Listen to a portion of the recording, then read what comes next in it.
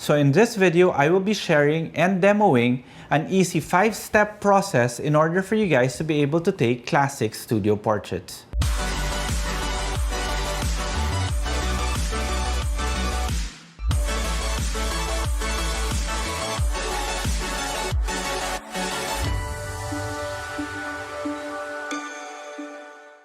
Hi guys, this is Jiggie, a portrait and wedding photographer from the Philippines, and welcome to the channel. So before we begin this video, if you guys haven't subscribed to the channel, please do so that you get a chance to win the giveaway that we are doing now, which is a MagMod starter kit. We will draw the winner on Feb 15, 2021, and how to enter is all in the description below. Okay, so as I said in the intro, I will be going through 5 easy steps in order for you guys to be able to create your classic portraits in the studio. So step 1 is you have to analyze, or you have to ask yourself, what type of backdrop will I be using? Because the backdrop will actually dictate the mood of your image. If you decide to use a white image or a white backdrop, then you know that you're going to be creating a very bright image. If you go for a dark black background, you know more or less you're leading towards a dramatic photograph. And in this particular video, I decided that I want to do a classic type of portrait. That's why I chose this one. This is a 5' by 7' backdrop from Kate Backdrops. This is hand painted, and I love using these types of backdrops for classic work. But of course, you could also use those foldable backdrops that are 1 meter by 2 meters, or even just your standard 5-in-1 reflector would actually work as a good backdrop if you just want to do white or black. So step number 2 is you ask yourself what light and modifier you will be using.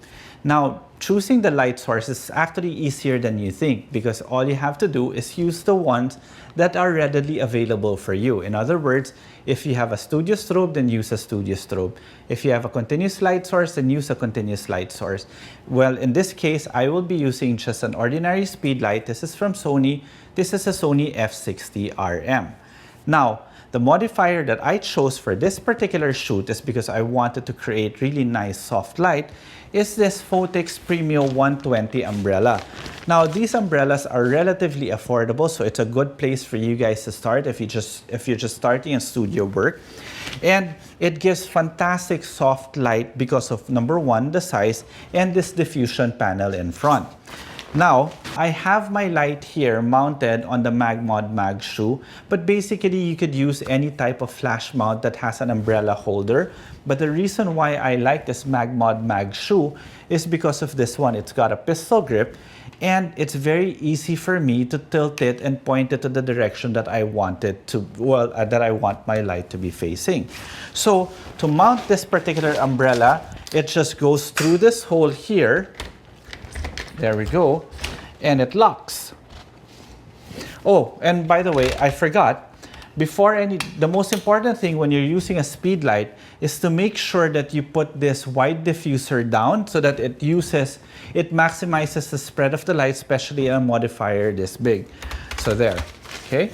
Then step number 3 is you ask yourself what lens you are going to be using depending on your vision. In other words, as a classic portrait photographer, I like shooting tight, but of course you could also shoot wide. But since in this particular video I will be shooting tight, I chose now the 85mm 1.4 GM from Sony, because this is actually my favorite portrait lens. It's the one that gives me the least distortion when I crop in tight. And the camera that I will be using will be my Sony a7R Mark IV. So step 4 now is camera settings, and for me to properly explain to you guys why my camera settings are set as such, let me go behind the camera and I'll give you a live preview. So slight adjustment, instead of using my 85 1.4 GM, I decided to shift my lens into the 50 1.4 so that I can get more of the backdrop in. Now, so what are my camera settings? What are the things that we need to consider? One is that, do you want ambient light to be in your shot or not? Well, technically for studio work, you're not supposed to have any of the ambient light in. So that's why when you set your camera settings, you set it to remove all ambient light. So how do you do that? So before anything else, I want to say thank you to my wife, Coco, for agreeing to be my model again for today. Well, as if she has a choice, right? But thank you very much, babe. Thank you very much for doing this, for all the past videos that we've done. So As you guys are familiar with the channel, you know that I like giving you guys a live view of whatever it is that my camera is seeing. And for those people who are not familiar with the channel, I am using my Hollyland Mars 300 Pro now. It's basically a Wi-Fi transmitter that's connected to my camera via HDMI. So it transmits a Wi-Fi signal into my phone where I am recording. So in other words, the picture that you're seeing now or the video that you're seeing now is actually the live view or what my camera is actually seeing, so that you guys get a better understanding of what I am doing when it comes to my settings and when I'm shooting. Okay, so with that out of the way, first, let's set my ISO. I want my ISO to be the lowest number possible in order for me to get the cleanest images. So natively with my Sony a7R, my native ISO is ISO 100. So that's the one that's going to give me the best image quality in terms of noise. Next, I set my shutter speed. I will put my shutter speed to 1/250, which is the flash sync speed of this camera together with this trigger. The trigger, by the way, that I am using is the Sony WRC1M. This one will control my Sony f60RM wirelessly, and an added feature, since it is a Sony product, I can control everything using a built-in menu system in my camera. I don't have to physically touch the trigger anymore. So now at shutter speed 1/250, which is controlling the ambient light, my aperture is set at 1.4. At 1.4, I can still see some light leaks coming from my ambient light, which I don't want to turn off, so that, of course, we are shooting a video. We want to be able to see the entire scene, correct? So we are not going to be turning off ambient light, and I will be controlling my ambient light using whatever settings that I can put in my camera. So my aperture now, I will stop down, maybe 2, there we go. 2.8. So at 2.8, 1/250, ISO 100, the scene is basically pitch black according to my camera. Now I will turn on my flash. The moment I turn on my flash, it will automatically turn off live view here in my camera. So now you will be able to see what I am actually shooting, such as this. Now the final thing that we need to set inside our camera is, of course, our white balance. Now, I'm familiar with the white balance of my flash. Basically, it's about 5,600 Kelvin. But again, white balance is subjective, so it really depends if you want it in the warmer or cooler tone. But for me, since I am shooting in RAW plus JPEG, I would rather just put my white balance to 5,600 Kelvin so that I get consistent white balance all throughout.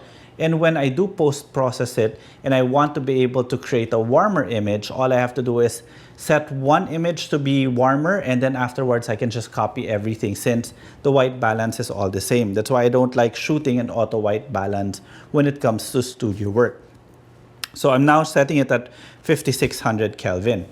Okay, so now the last thing we need to do is light positioning and light power. So I have my light here now at my Sony f60RM, and I will position it somewhere here, and I will have the edge more or less towards the face of Coco. This is called feathering the light. Most of the light will be spilling this way, and this is done in order for me to control the spill in my background and at the same time give softer light on her face. Okay? So since we've dialed in my settings already in the camera, we won't be touching this anymore.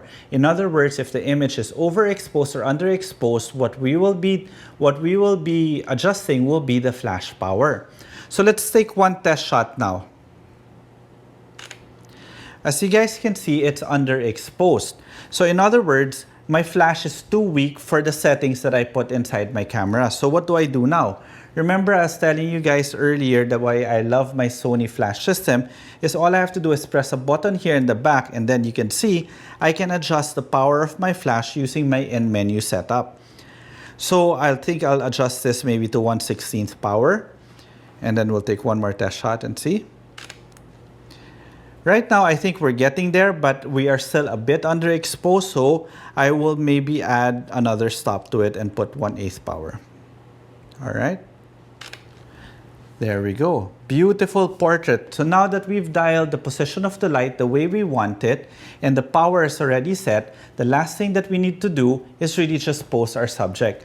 So can I have a classic pose, babe, maybe facing towards the light? There we go. Perfect. Then cross your legs. Good. Put your hands here. Very nice. Then look towards me. Very nice. Tilt your head this way. Beautiful.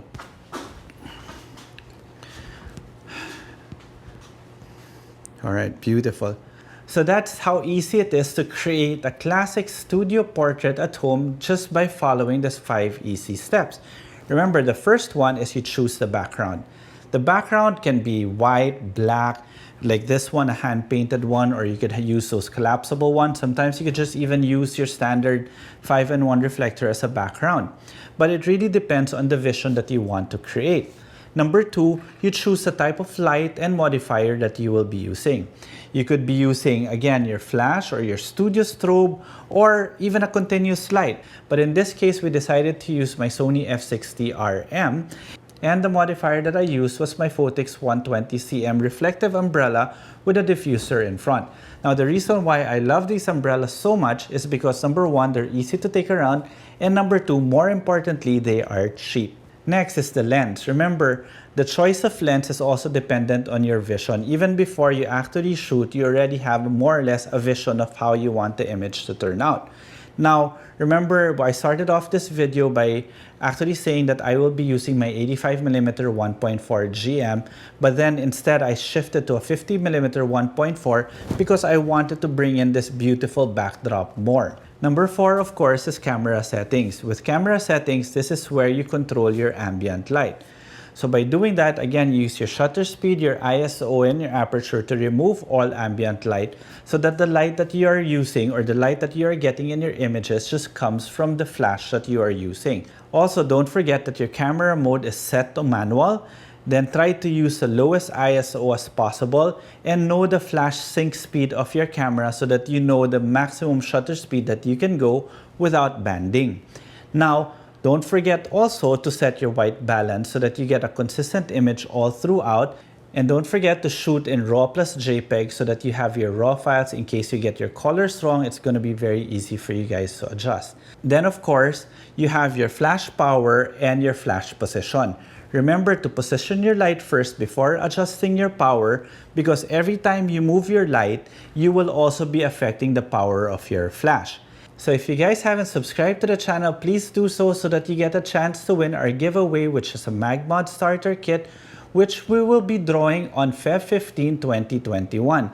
I will put all the mechanics of how to enter this raffle or this giveaway in the description below. And if you guys want to see more of my images, you could always find me on Instagram. It's at Jiggie Alejandrino.